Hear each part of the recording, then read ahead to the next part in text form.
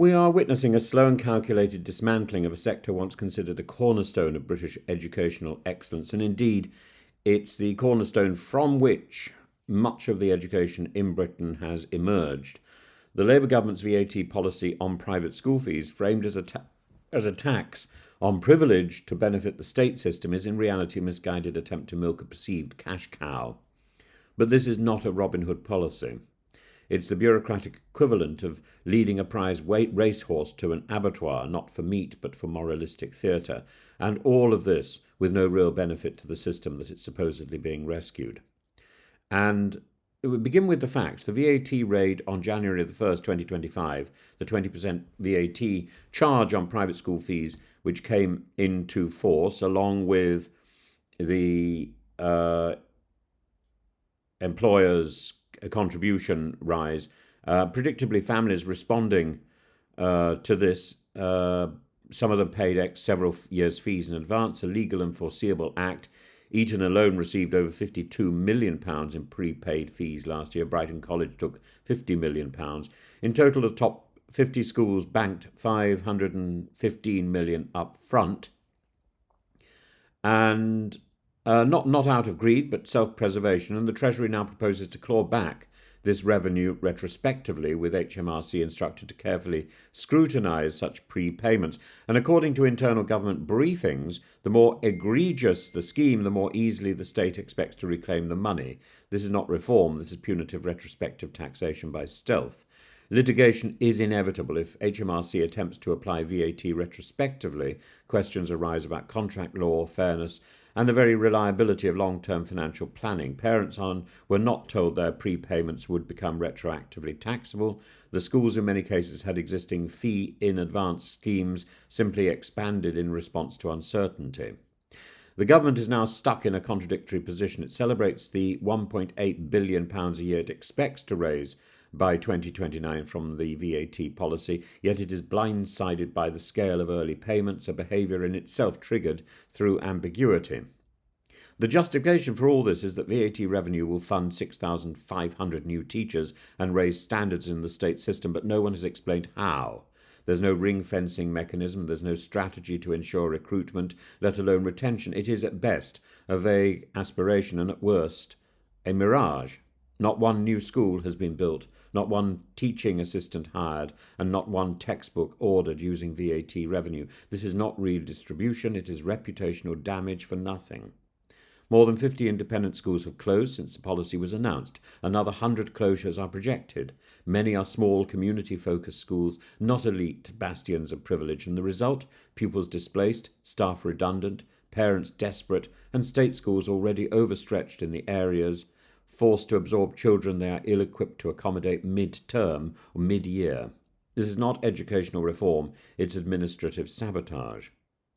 Ironically, the wealthy will endure. They can afford 5 years fees up front. It's the aspirational middle classes, the GP, the small business owner, the teacher who makes sacrifices, the army who suffer.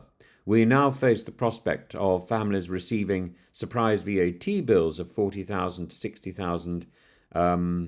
£60,000 for years after they thought they'd paid in full. Schools, already exposed to economic volatility, now face regulatory volatility too. The entire independent sector is being undermined, not because it's broken, but because it's resented. And the policy is not about raising standards, it's about levelling down. It betrays a suspicion, even contempt for private provision, as if success in the independent sector is an affront to the state rather than an asset to be emulated. The VAT measure doesn't correct inequality, it deepens it by destabilising a sector that saves the taxpayer billions and contributes to national educational capital. Even in Norway, the one complaint that I hear from Norway is about the schools, is about education. Dumbing down, levelling down does not produce excellence. It produces and it fosters mediocrity.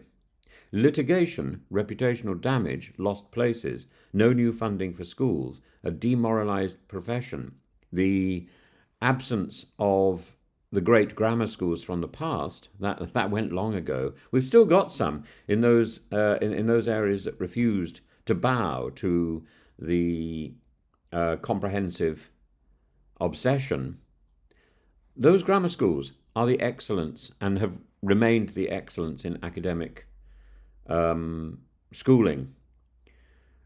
The, the state schools don't, for the most part, don't get anywhere near that level of excellence. The comprehensive don't get anywhere near that level of excellence because they cannot focus. And the